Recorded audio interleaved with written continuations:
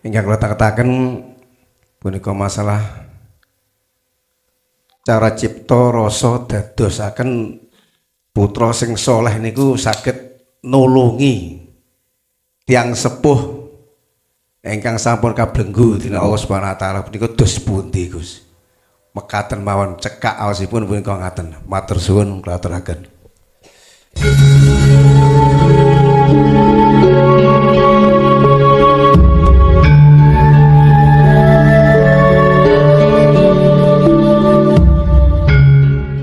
Nun sewu Pak Yai, Pak Gus, bingung wis Guson gitu aja lah nggih. Nun sewu nggih.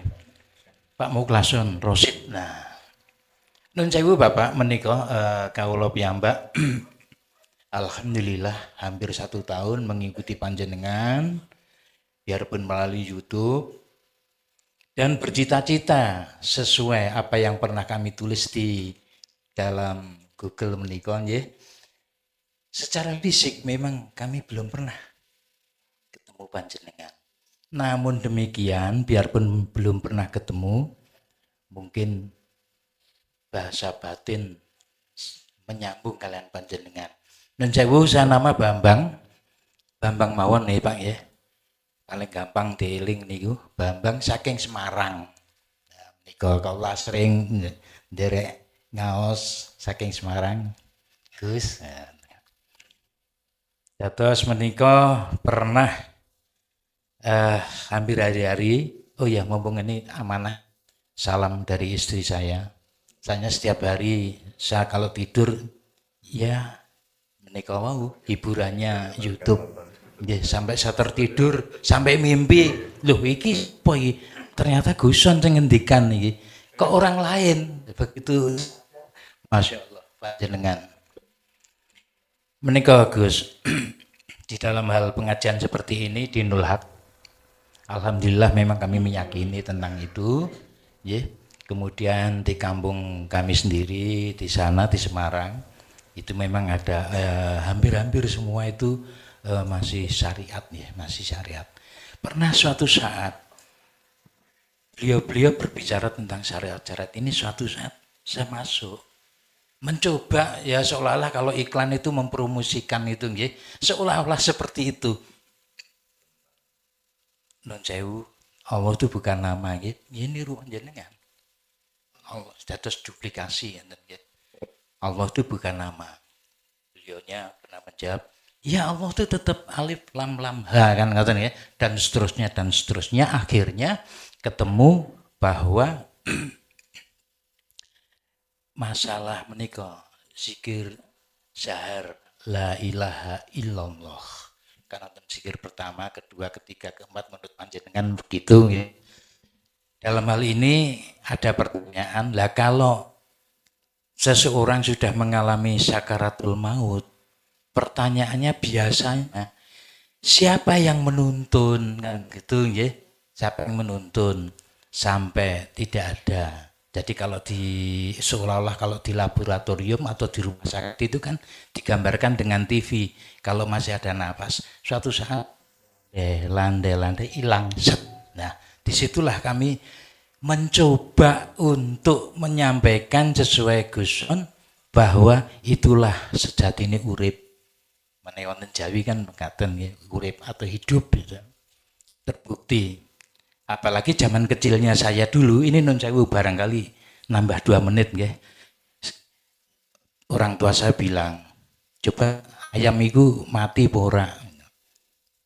Tes. Oh, mboten tasih urip kok Bapak. Yes dikai wedak ngombe kan gitu. Ternyata memang sudah meninggal. Itulah bukti bahwa menurut saya nggih, Guson nggih, menurut saya itulah hidup memang di situ, itu pertama. Menyambung yang tadi la ilaha illallah, kemudian setelah saya mendengarkan terus panjenengan terus akhirnya di akhir tausiah panjenengan zikirlah sirul asror setiap saat, setiap jam, bahkan setiap detik. Artinya kalaupun saya mati Wong namanya setiap detik, berarti itu yang ucapan terakhir yang kami ucapkan begitu. Jadi apakah salah tadi bahwa kalau mungkin keluarga saya belum tahu kalau saya sudah mengikuti pengajian seperti ini, ternyata pada saat saya sakit barangkali di rumah sakit, kemudian ada yang menuntun la ilaha illallah, la ilaha illallah, padahal tidak pun kami terus sirul asror menikah nggih. Terus pundi menawi seperti ini barangkali teman-teman yang lain di seluruh Rusia barangkali bisa mendengarkan, bahkan terakhir dari Rusia ya Pak.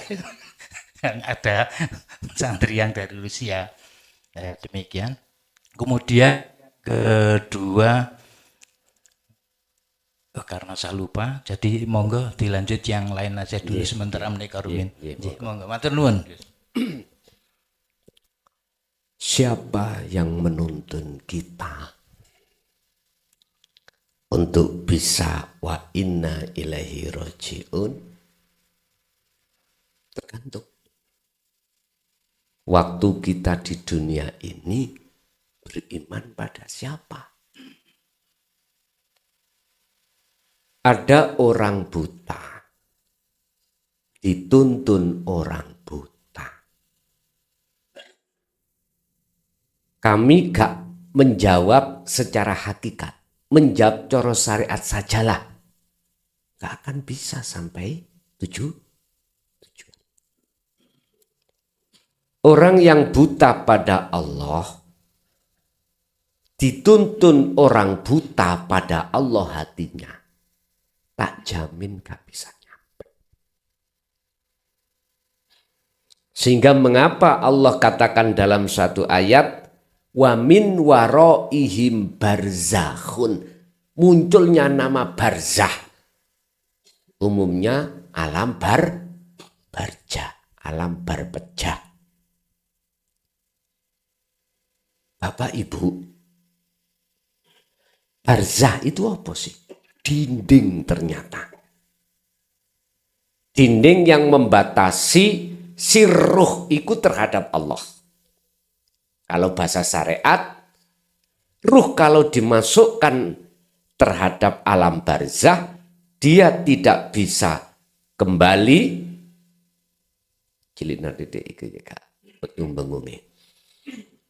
Tidak bisa kembali ke dunia dan atau ke akhirat sebelum yaumi yub'atsun, hari kebangkitan itu datang.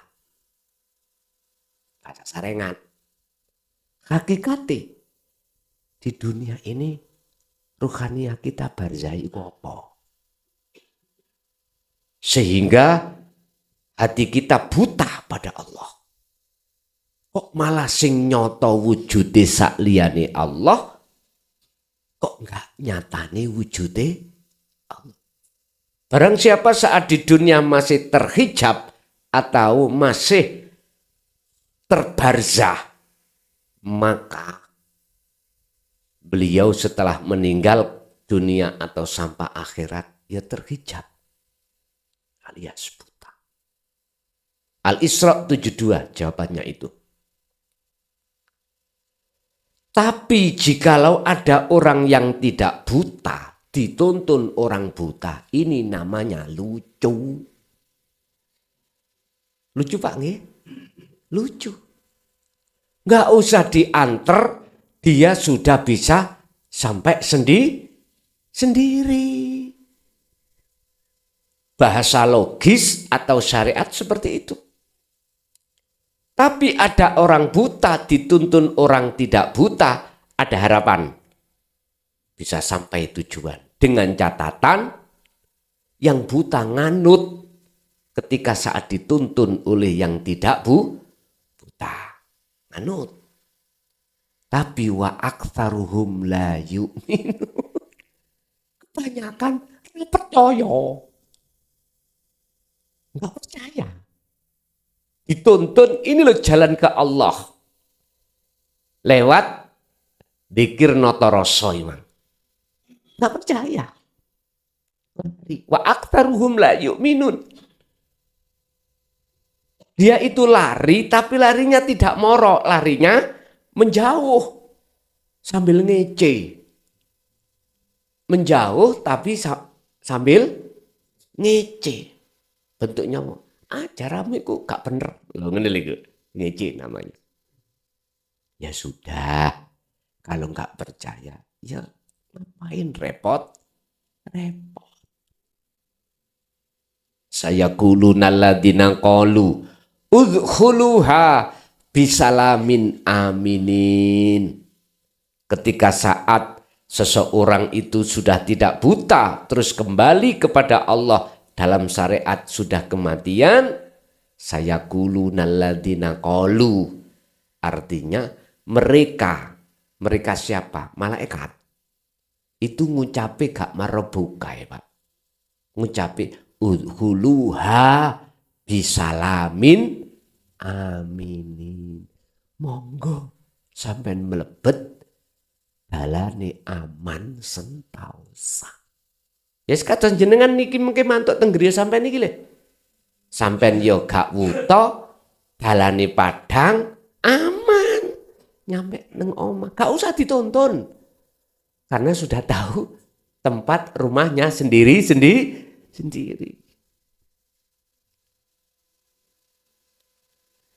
Cuman bahasa syariat Rasulullah keikinaya bagi hamba ketika saat ditanya mungkar nakir marobuka isok jawab turune koyok kemanten. Loh iku kinayah semuanya Pak. Kinayah. Karena waktu di dunia barzannya sudah hilang Pak. Sudah roboh. Penutup penghalangnya itu sudah tidak ada. Makanya jenengan kadang-kadang kan diparani guru akhirat sampean. Nah, bu dalam mimpi, bu dalam piye. Sok kadang-kadang. Karena yang diberi izin oleh Allah untuk bisa menemui kita sebagai murid beliau yang sudah menjadi kekasih Allah. Seperti itu. Akhirnya kadang jenengan diajari ngene namanya, ya. Jangan heran. Bapak Ibu hadirin jamaah rahimakumullah. Jadi siapa yang menuntun kita kalau kita sudah tidak buta lagi? Pertanyaannya siapa yang menuntun kita? Lah Allah dewi berangkat. Ya sudah. Terus bagi mereka yang buta siapa yang menuntun? Bahasa syariat nyun sewu Pak. Iku amaliyahmu. Lah ngeten nggih. Amaliyahmu. Pun Pak, mungkin jenengan iso nerima atau enggak bisa menerima bukan urusan saya. Tolong dibuka di dalam surat Al-Maidah ayat 27. Kalau kita bicara amaliyah itu ada dua, ditolak, diterima. Satu ditolak, dua diterima. Tapi dalam ayat itu khusus menjelaskan diterima. Cirine bagaimana? Cirinya kalau itu jenengan amaliyah ibadah maktub ambek guru maktub itu diterima. Ngeten. Innama yataqabbalullahu minal muttaqin.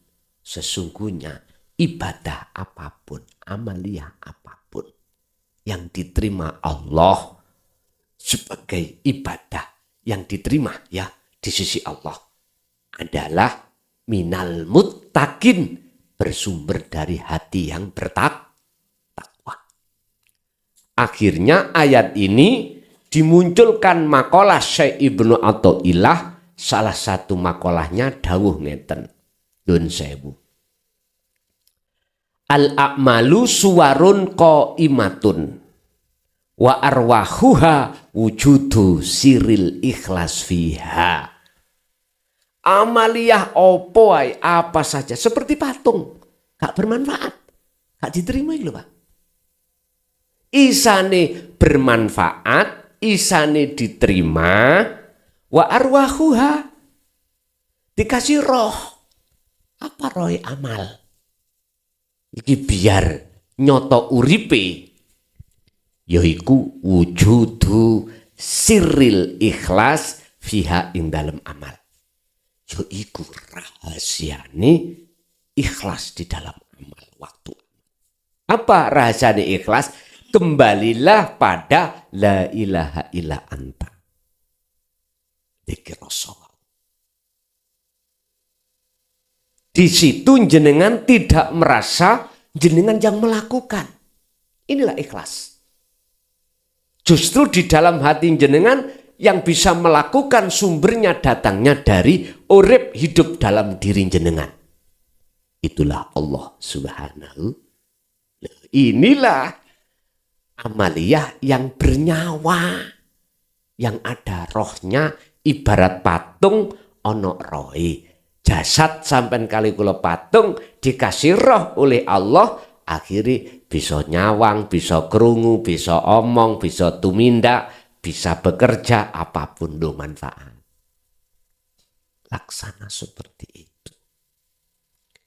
Orang kalau sudah tidak merasa dirinya yang melakukan, mesti muncul ikhlas, Pak. Laksana gini, si A dengan si B. Yang kerja itu si A. Si B ndak tengok-tengok. Apa mungkin si B mengharapkan bayaran? Halo? Nggak mungkin toh? Yang mengharapkan bayarannya adalah si A karena merasa dia yang bekerja. Lah wong sing tumindak semuanya itu Allah. Saya nggak bisa berpikir. Kalau kita sebagai makhluk minta upahnya. Jaluk surga. Minta pahala.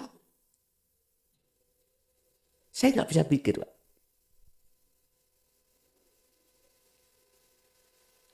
Sampeyan titeni.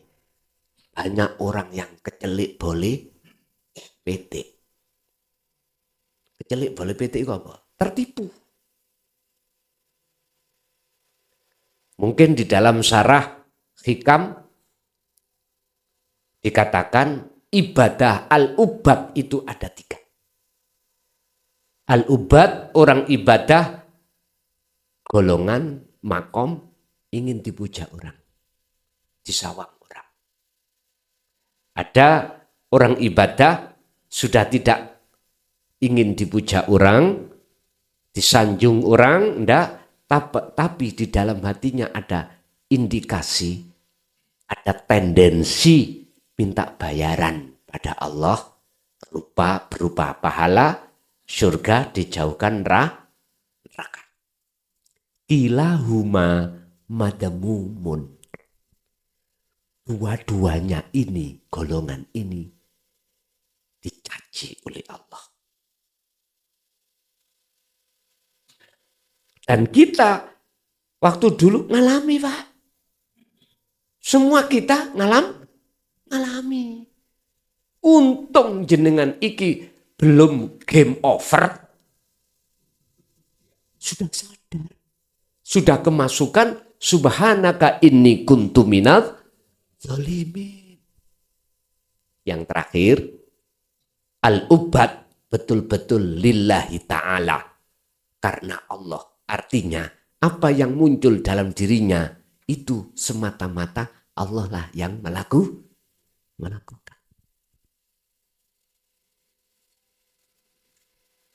Jadi gak usah dituntun, Pak. Karena jenengan sudah mboten buta ya budal sendiri. Bila mana ada yang menuntun, wah malah enak iki. Wis padha meleke berangkat dadi jagongan iso ngomong. Yang menjadi pertanyaan saya sampai detik ini gak bisa kupikir. Ada orang buta dituntun orang buta. Katanya bisa sampai tujuan. Kalau mboten saged mikir, Pak. Tak pikir ambek turu yo gak sambung. Nggih, gak sambung. Ya sudah sampai maknani sendiri ya. Sebab miturut surat Al-Isra ayat 72, barang siapa saat di dunia mata hatinya masih buta pada Allah, dia kok meninggal, maka dipastikan dia pun di akhirat juga buta. Wa adallus sabila, dan jalannya lebih sesat alias gelap. Udah. Lanjut. Assalamualaikum warahmatullahi wabarakatuh. Nyun sewu Gus Walasan Rosid menika pertanyaan tema saking punika. Saderengipun kula nika namung ndherekaken nggih saking YouTube punika terus terangipun. Terus kula menika saking pura dadi grubukan Gus. Kalian rombongan saking Demak niku wau saking Demak. Terus kula nalaken asma kula bahasan Asy'ari saking pura dadi grubukan. Ingkang kula taketaken punika masalah cara cipta rasa dadosaken putra sing saleh niku saged nulungi tiyang sepuh ingkang sampun kablenggu dening Allah Subhanahu wa taala punika dos pundi Gus? Mekaten mawon cekak awasipun punika ngaten. Matur suwun kula aturaken. Dalam hadis Rasulullah, idama tabnu adama ing kotoa. Niki wau masuk hadis Pak. Sahih hadisnya. Bukhari Muslim. Ketika anak Adam itu meninggal dunia, maka terputuslah semua urusannya kecuali 3 perkara. Sesuai dengan pertanyaan, ini menginjak anak soleh. Dalam hal ini anak soleh adalah anak yang sudah bagus ruhaniyah pada Allah. Bukan jasmani. Bukan jasmani. Cuman pandangan syariat jasmani. Kita hormati. Berarti kalau jasmani, beliau anak itu patuh dengan hukum-hukum syariat.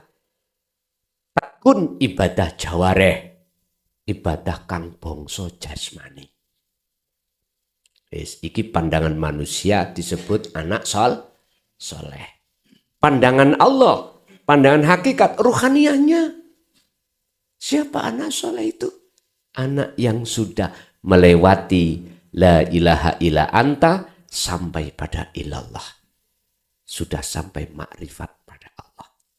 Kalau sudah sampai makrifat Allah, berarti yang nolong siapa? Disitulah letaknya. Sebab wamalahum min nasirin. Di saat itu tidak ada pertolongan yang bisa menolong kecuali datangnya dari Allah. Yun sewu. Mungkin bisa dilihat di dalam surat Al-Qasas ayat 44. Ini langsung Rasulullah. Ya. Langsung Rasulullah. Bukan anak, bukan bapak, langsung figur hamba yang paling dimuliakan Allah miturut pandangan manusia. Al-Qasas, ya Al-Qasas. Al-Qasas apa Al-Zumar juga. Ngeten. Saged kula busak nggih. Niki lainnya.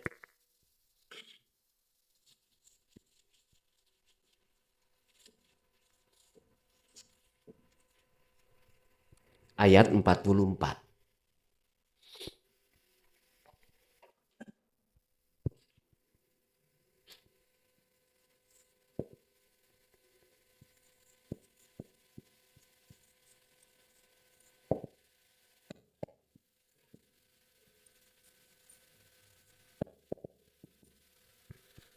Kul, katakan Muhammad.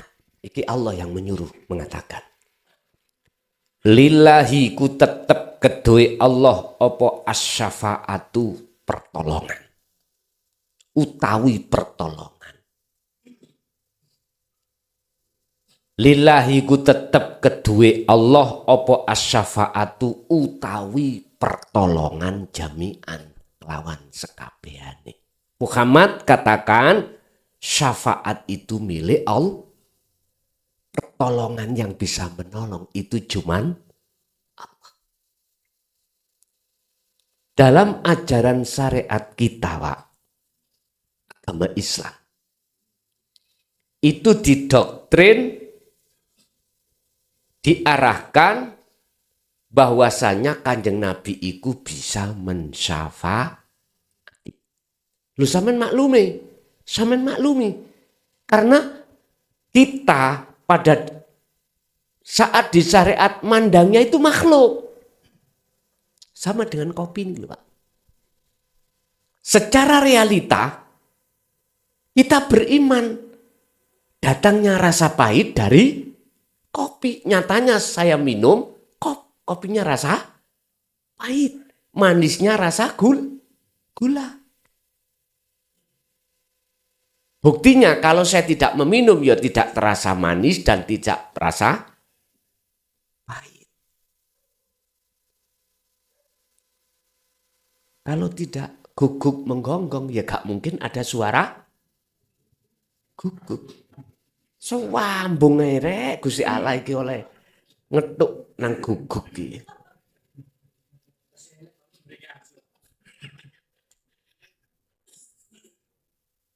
Sebetulnya gini loh Pak. Gusti Allah sejatine sing duwe syafaat.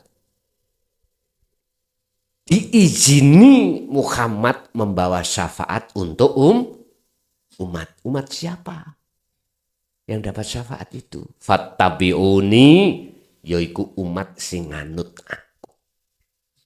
Kita umat Islam nganute ning syariat tok, hakikate ditolak.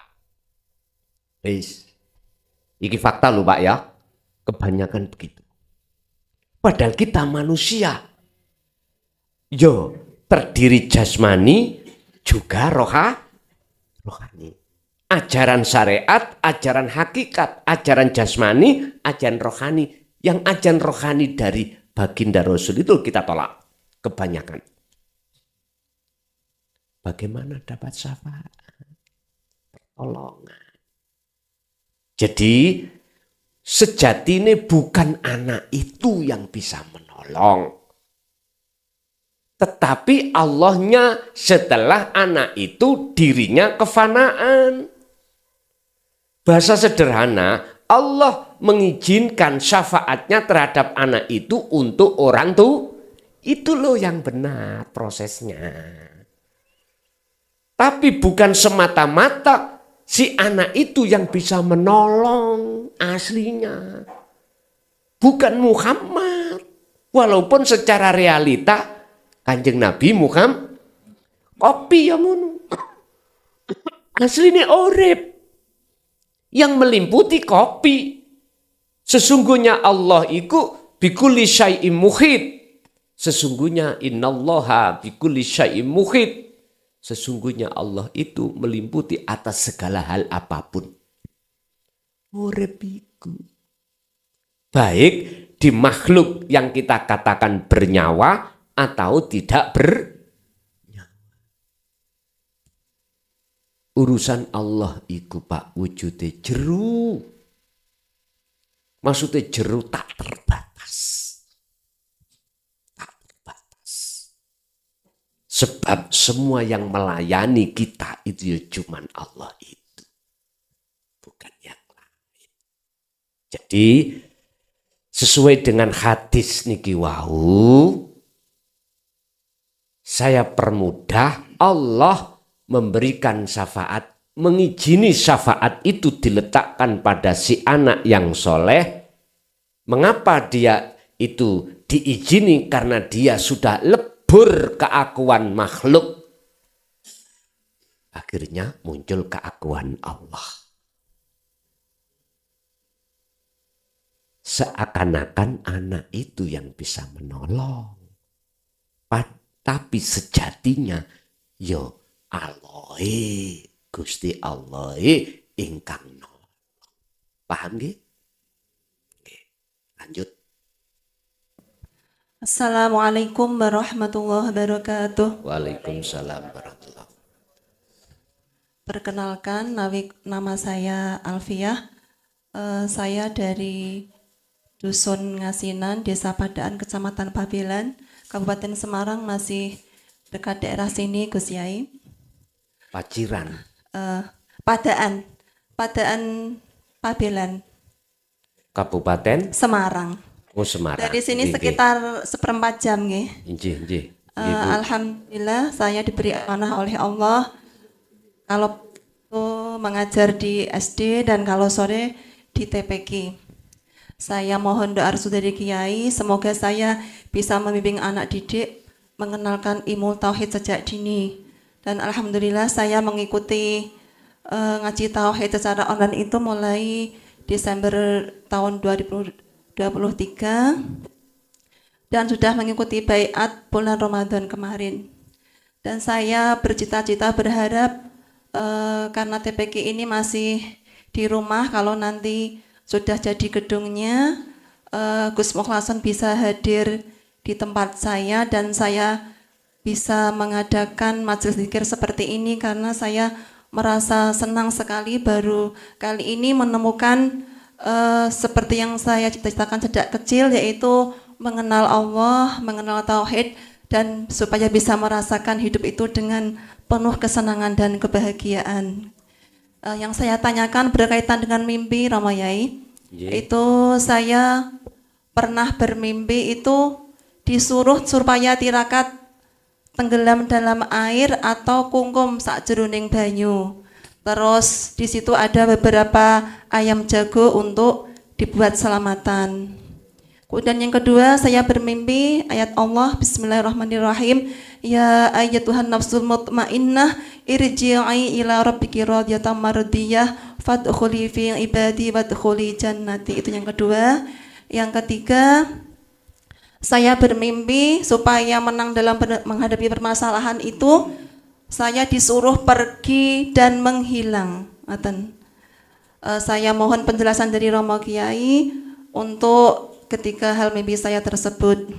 Jadi saya cukup sekian. Apabila ada tutur kata yang salah, mohon dimaafkan. Assalamualaikum warahmatullahi wabarakatuh. Waalaikumsalam warahmatullahi wabarakatuh. Kum bahasa Indonesia kum nih, Pak.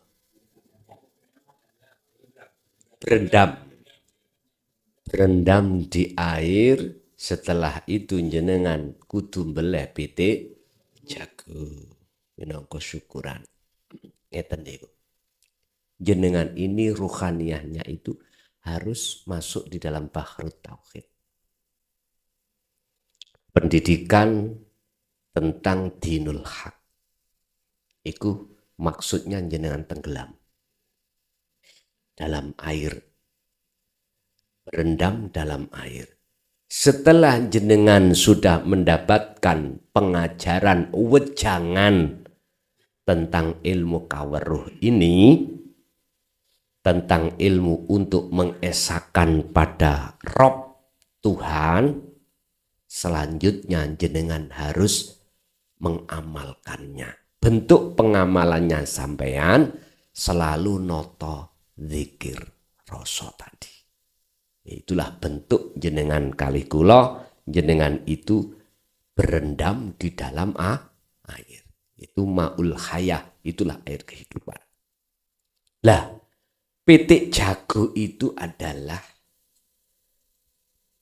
bittikhadikumul ijla, tidak jauh dengan yang namanya anak sapi.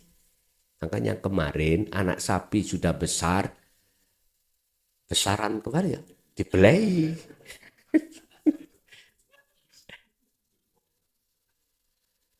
Artinya keakuan dalam diri jenengan tentang makhluk apapun harus dikorbankan, disembelih, udah dipendem. Baru Allah akan menyalakan cahaya makrifat untuk menyatakan wujudnya Allah itu yang asali gelap menjadi terang. Satu. Nomor dua, berkenaan dengan mimpi itu tidak jauh dengan pertanyaan kedua. Wahai jiwa yang damai, kembalilah pada Tuhan. Ini asbabun nuzulnya ayat ini turun. Jiwa-jiwa itu belum kembali. Sik nyasar-nyasar nanggone urusan dunya. Dipanggil oleh Allah. Wahai jiwa yang damai, irji'i baliyo siro ila rabbiki maring pangeran siro. Yun sewu, kalau kita bicara nahwu ya, ki iku menunjukkan jiwa itu perempuan.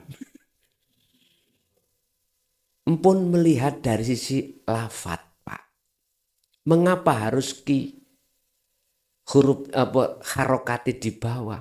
Jenengan kudu tunduk di bawah. Fasjud, sujudlah. Makanya orang sujud itu lebih rendah kepala daripada pantat. Padahal pantat itu paling bawah. Masya Allah. Artinya Bapak Ibu, bila mana jiwa itu estu merhatikan seruan Allah, dia akan kembali. Di situ ada istifham, Pak. Ada satu pertanyaan. Jikalau kau betul-betul kembali padaku, kata Allah, olehnya kembali radhiyatam mardiyah, ridho dan diridani, maka fadkhuli, masuklah kau di dalam golongan hambaku yang di dalam rahmatku. Fadkhuli fi ibadi wadkhuli jannati. Berarti jannah iku mang maksude kemakrifatan. Iku sing gelem. Tapi kebanyakan jiwa itu enggak mau. Makanya disebut mutmainnah itu tenang. Siapa yang kembali pasti tenang. Bisanya kembali, dia tahu jalannya kembali. Ada syaratnya, jalannya padang, matanya tidak buta, udah berangkat. Makanya radhiyatam mardiyah itu di situ maksudnya. Kalau kau betul-betul di situ, fadkhuli fi ibadi wadkhuli jannati. Wes. Yang niku jenengan kum-kum wau. Kum-kum terus beleh pitik jago. Yang ketiga, yang terakhir tadi terkait lali, Pak. Oh, menghilang. Masalah disuruh menghilang. Gini ku Pak, coro dzikir namanya nafi isbat. Nafikanlah la ilaha di dalam hatimu, isbatkanlah ilallah. Artinya apa, Pak? Hilangkan seluruh perkara-perkara selain Allah yang sudah kadung masuk di dalam hati. Itu maksudnya sampai menghilang. Utawa jenengan ini jangan mendekat pada orang-orang yang hatinya tidak alim dengan ilmu akhirat. Walaupun dia alim ilmu dunia, tinggalkan itu. Mendekatlah pada orang-orang yang alim hatinya dengan ilmu akhirat. Iki kalau bahasa fisik.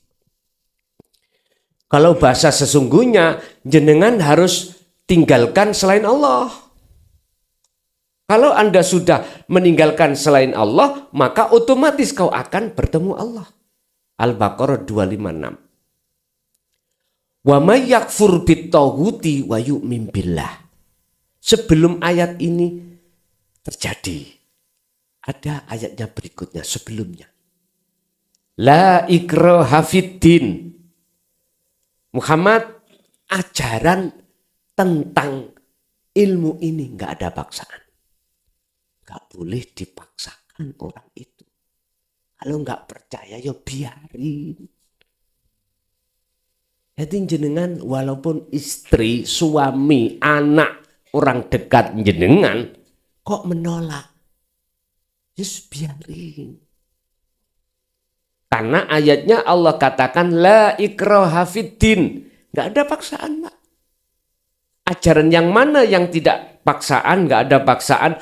Qad tabayyana rusdu minal ghoy. Yaitu ajaran yang menjadikan ruhaniyahmu itu keluar dari alam gelap menuju alam dari kesesatan menuju mendapatkan petunjuk.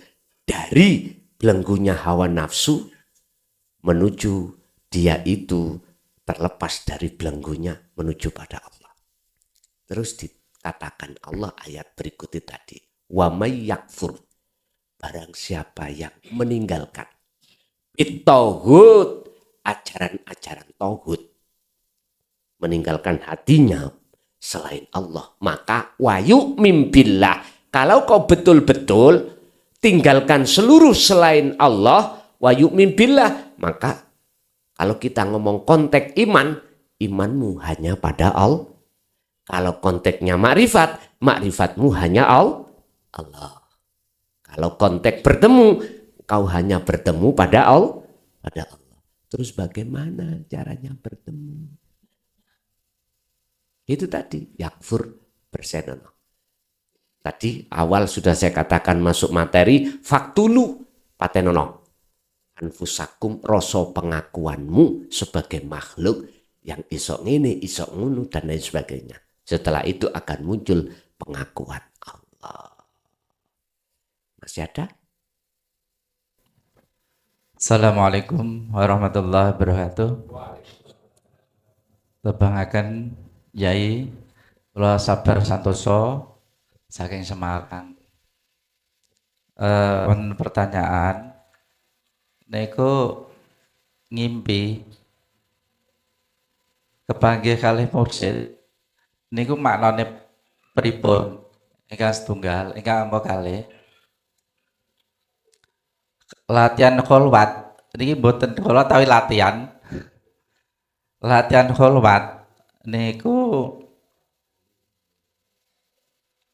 setelah bertemu dengan mursyid mungkin berapa minggu atau berapa minggu itu merasa hilang ya. Merasa tidak ada bangun-bangun itu aku tadi di mana, kenapa. Terus tapi cuma sekali tok selama latihan itu. Terus paling-paling yang muncul berikutnya itu munculnya itu rata-rata itu yang ada hanya Allah, yang ada kekuatan, yang ada hanya Allah, yang ada hanya kekuatan Allah. Lah terus bagaimana itu napa asale memaknai niku berben niku nggih. Nyuwun pangapunten lepate. Assalamualaikum warahmatullahi wabarakatuh. Waalaikumsalam warahmatullahi wabarakatuh. Mursyid iku kan artine sang petunjuk jalan. Tinggal jalan kemana? Jalan ke Allah apa selain Allah? Kalau kita bicara mursyid berarti sang petunjuk jalan. Man aradad dunya fa'alaihi bi ilmin. Wa man aradal akhirah fa'alaihi bi ilmin. Barang siapa yang pingin menuju jalan kesuksesan dunia, maka bi ilmin harus dengan pengetahuan. Ilmu pengetahuan. Modalnya awal begitu, Pak. Barang siapa yang ingin menuju kesuksesan akhirat, fa'alihi bi ilmin. Dia juga harus memakai ilmu pengetahuan. Awalnya gitu. Tinggal pertanyaannya tadi, mursyid yang menghantarkan, menunjukkan jalan kemana. Ciri daripada mursyid yang menunjukkan jalan pada Allah mesti membuka daqaiqul asror. Lembut-lembute ilmu hakikat supaya bisa nuju kita ngomong ilmu loh Pak ya. Ngomong ilmu seperti itu. Jadi dikenalkan sifatnya Allah itu bagaimana, zatnya Allah itu bagaimana, caranya kholwat itu bagaimana, itu menyangkut masalah ulum, beberapa ilmu. Hasilnya pengetahuan nanti. Modal pengetahuan itu baru jenengan laksanakan. Latihan, monggo. Lah, andai kata yang dimaksud mursyid itu menunjukkan jalan ke Allah. Jawaban saya, arti dari mimpi itu adalah jenengan terus disuruh untuk mengikuti ajaran Rasulullah ini. Untuk mengamalkan. Untuk melaksanakan. Tandanya seperti itu. Kalau ini mursyid yang menunjukkan jalan menuju pada Allah. Nyuwun sewu, saya tidak membeda-bedakan antara mursyid satu dengan yang lain. Enggak. Bahasa mursyid itu kita kenalkan di thariqah, Pak. Biasanya di thariqah. Cuman pertanyaan saya, betulkah beliau-beliau itu membuka daqaiqul ahyar? Asror, maaf. Daqaiqul asror. Tidak hanya sekedar beliau itu ngajak wirid, ngajak istighosah, ngajak manakib, ngajak macam-macam lah. Khususiyah yang kita kenal ya. Tapi juga membuka rahasia ilmu sing rahasiane Allah. Itulah yang kusebut sebagai dinut tauhid. Sebab modal pertama itu adalah pengetahuan, Pak. Ilmu dulu. Biar nyambung. Ilmu dulu. Sama dengan saya pingin untuk menghasilkan satu hasil uang dengan cara saya itu nyun sewu membuka teknis reparasi TV rusak. Tak buka. Siap menerima TV rusak. Otomatis saya terlebih dulu harus belajar ilmu wajib, Pak. Kalau nggak ada dasaran pengetahuan hal itu, terus buka aja, mohon maaf. Sekali lagi mohon maaf. Sing rusak tambah. Allah ya karim. Ini proses, Pak ya. Proses. Siapa yang pingin sukses akhiratnya, biilmin. Yang didapatkan pertama adalah ilmu pengetahuan tentang akhirat. Waman arodahuma ya fa'alaihima biilmin. Di situ. Dan ini sudah menjadi sunatullah, wajib untuk berlaku. Wajib. Sampai Rasulullah memberikan satu pernyataan dalam hadis. Jikalau ilmu itu adanya di negeri Cina, wajib kita berangkat ke Cina. Mengapa harus Cina ya? Kok gak Indonesia dulu itu? Kok Cina? Itu juga menyimpan rahasia juga. Kalau boleh saya katakan, apabila ilmu itu ada di dalam hati seseorang, yang seseorang miturut pandangan orang lain, jasmani rusak. Jasmani rusak loh ya. Kau sholat, poso arang-arang, haji apa maneh. Kalau ilmu daqaiqul asrar ada di situ, wajib kita berguru dengan beliaunya. Ini kalau boleh saya urai hadis tersebut. Apalagi ilmu itu terdapat pada seseorang yang miturut pandangan orang itu orang baik. Karena syariati lebih-lebih pandangan Allah baik, hakikate. Monggo. Sampai tinggalin tanggane makalah Syekh Ibnu Athaillah. Ojo gampang awakmu mencari teman dekat. Orang itu alim ilmu dohire, tapi pekok ilmu batin. Jangan. Carilah teman dekat, walaupun pekok ilmu dohire, tetapi alim ilmu batine. Di situ.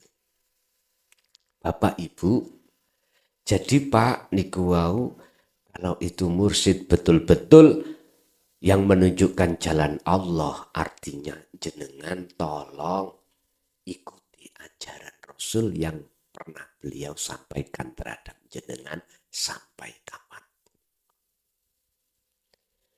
Terus jenengan hanya bertemu hanya satu saat saja, nggak ketemu lagi. Terus posisi sampai di mana pada saat itu, sampai tangi-tangi orang ngerti. Nyun sewu, aku meyakini bahwasanya itu tidak lepas dari apa yang kukatakan tadi.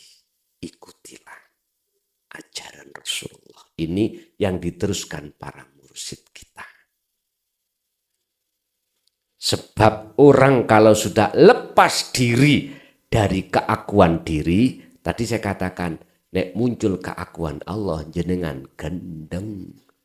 Ati ki wis gak ngerti ono endai. Karena sudah tiada. Lah itu toh. Begitu. Ya, dilanjut. Masih ada?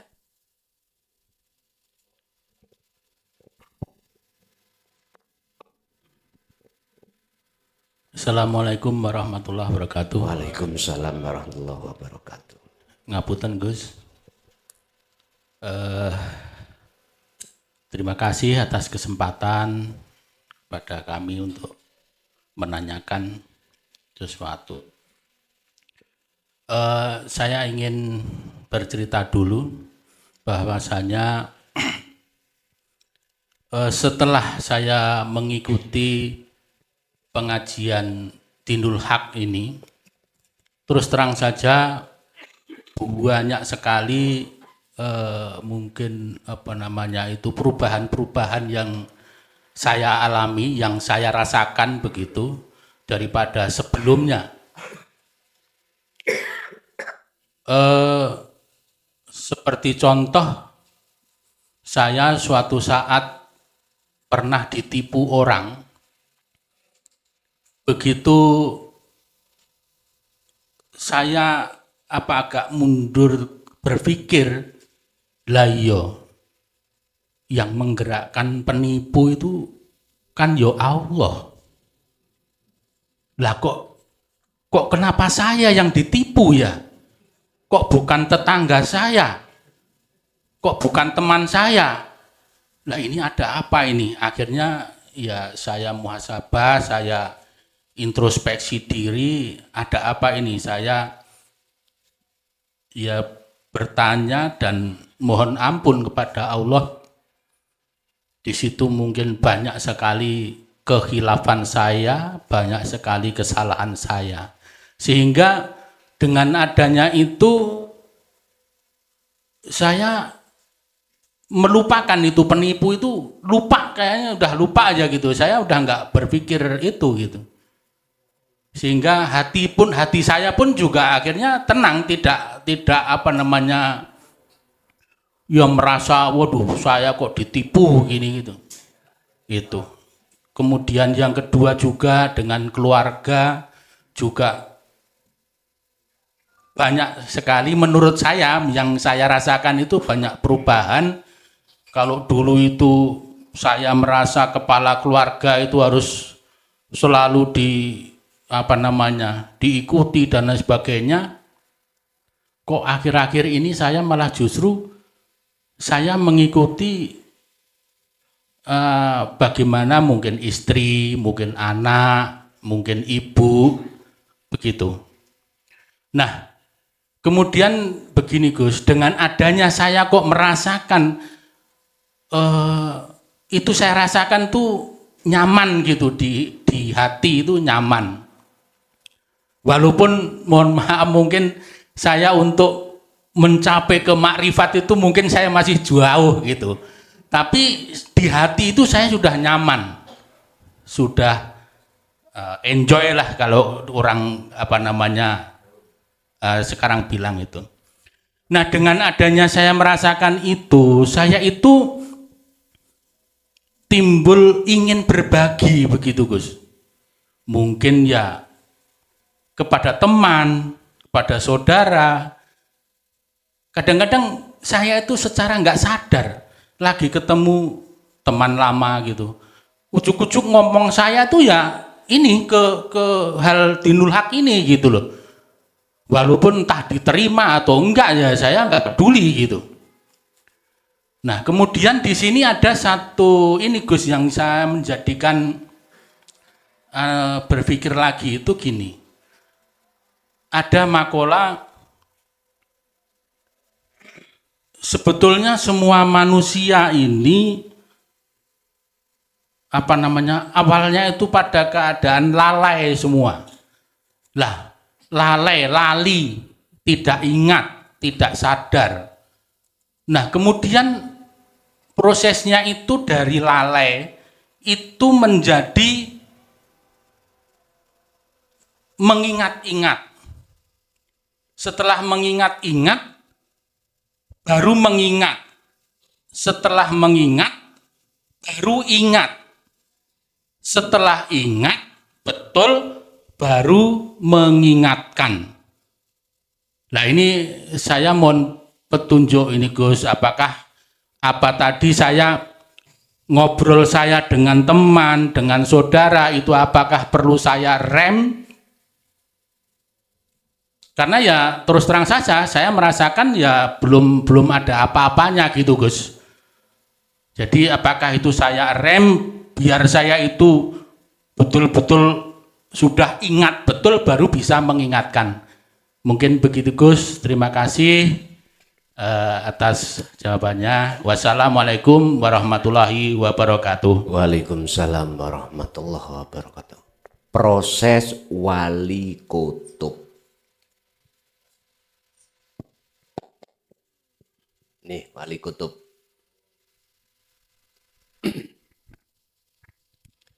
Sehingga beliau dijadikan sebagai tiang para wali. Penyangga. Kutub itu bisa diartikan sumbu atau tiang penyangga. Prosesnya itu adalah taklim. Taklim itu berarti dia belajar tentang khusus ilmu daqaiqul asrar. Inilah disebut syariat. Kan ada makalah syariatmu nek wis kuat baru manjingo ning hakikat. Orang umum mengatakan syariat kan ilmu syariat toh. Yang ngurusi tentang jasma. Padahal pandangan saya ilmu syariat itu bukan itu. Daqaiqul asrar, ilmu tauhid itu masih ke buku syariat. Kalau ini sudah jenengan dapatkan dengan kuat, menghasilkan satu pengetahuan hati sampean bagaimana cara untuk ingat, cara untuk makrifat. Ini proses beliau-beliau. Akhirnya ilmu itu di dalamnya mengandung hidayah, petunjuk, buktinya kefahaman. Setelah itu dilaksanakan. Setelah dilaksanakan akan mendapatkan mutiaranya. Setelah mendapatkan mutiaranya, jenengan sampaikan pada yang lain, kasihkan. Bentuk mutiara itu adalah antenge ati, tentremnya hati. Mutiara itu. Tentang masalah ma'rifatullah itu ya bertingkat-tingkat, Pak. Ada orang ma'rifatullah itu nama, lalu sifat, lalu zat, lalu wujudnya. Di dalam wujudnya ini juga bertingkat-tingkat, fana, kamil, baqo. Tandanya, kalau sudah makrifat pada wujudnya yang disebut aku, tadi saya katakan salah satu di antara tanda adalah jenengan iki merasa Allah itu dekat. Dengan dekatnya itulah hanya Allah yang berperan. Dengan Allah yang berperan itulah akhirnya menghasilkan hati yang damai. Pertanyaannya, apakah ini saya rem, tidak saya sampaikan, atau gimana? Jawab saya gini. Lewat satu pernyataan, sampaikanlah walaupun satu ayat. Sampaikanlah walaupun itu kita taunya hanya satu ayat. Apalagi kalau dimasukkan di dalam satu ayat, ku anfusakum wa ahlikum naro. Bahasa saya lanjut, Pak. Urusan diterima gak diterima bukan urusan kita. Tentang fafirru ilallah, Rasulullah dinyatakan oleh Allah dalam Al-Quran, inni lakum minhu nadhirum mubin. Aku ini mungeling notok, memberikan peringatan. Gak punya hak untuk memaksakan diri kau percaya atau tidak. Gak ada. Cuman menyampaikan atau mengingatkan saja. Berarti jawabannya lanjut.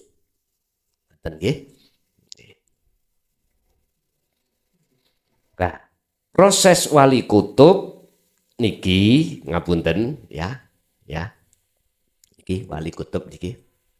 Proses wali kutub ini pertama dasari ilmu syariati kuat. Yang kumaksud ilmu syariati bukan yang membahas ilmu dohir, tapi ilmu batin yang kusebut sebagai dako ikul asror dinut tauhid iku kuat.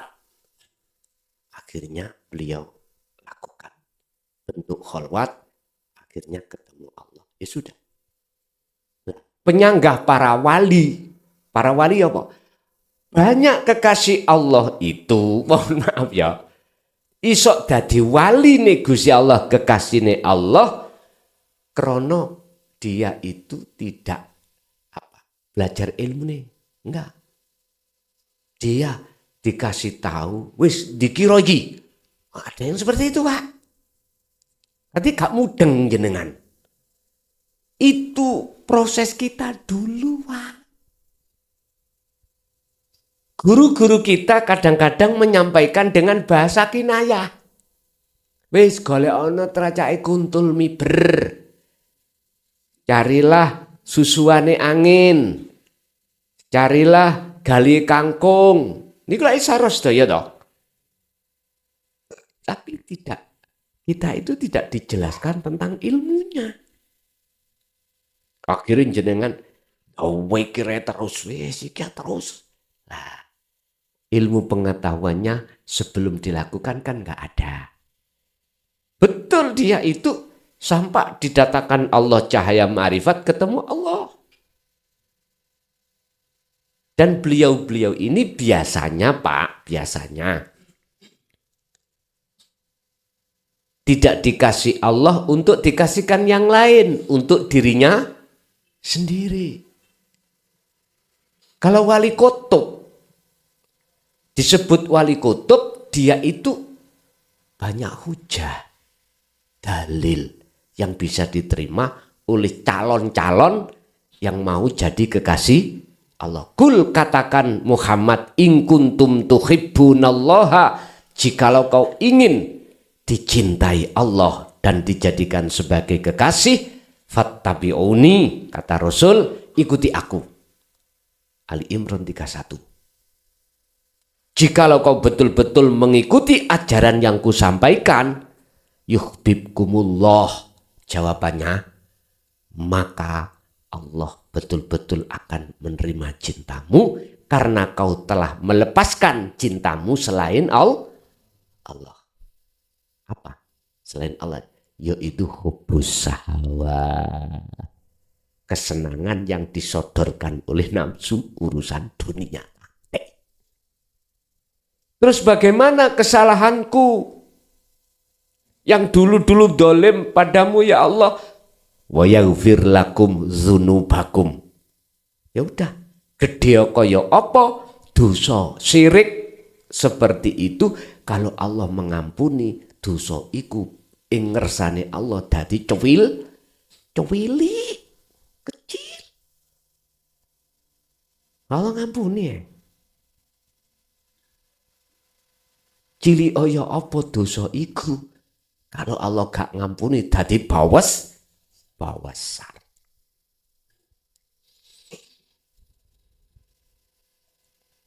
Jadi kesimpulannya tadi Pak, lanjut nggih. Lanjut nggih. Masih ada? Tasik wonten badan. Cukup? Nggih. Bapak Ibu hadirin jamaah rahimakumullah. Untuk pertemuan berikutnya niku bulan September nggih. Tanggal 20 Jumat Kliwon.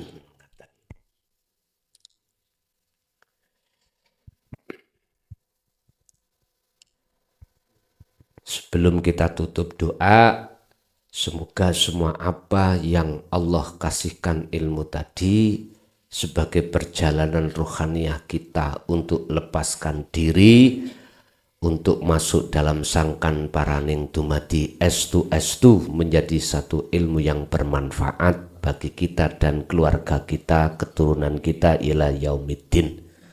Wa khususon ila Mbah Yai Abi Mansur, Mbah Yai Mabarori, Mbah Yai Khairuzen, wa Bapak Mayar, wa Ibu Rumiati. Ghafarallahu lahum min dzunubihim wa kafir anhum sayyi'atihim wa adkhalhum fi rahmatika ya arhamar rahimin. Syai'ulillahi lana walahumul fatihah.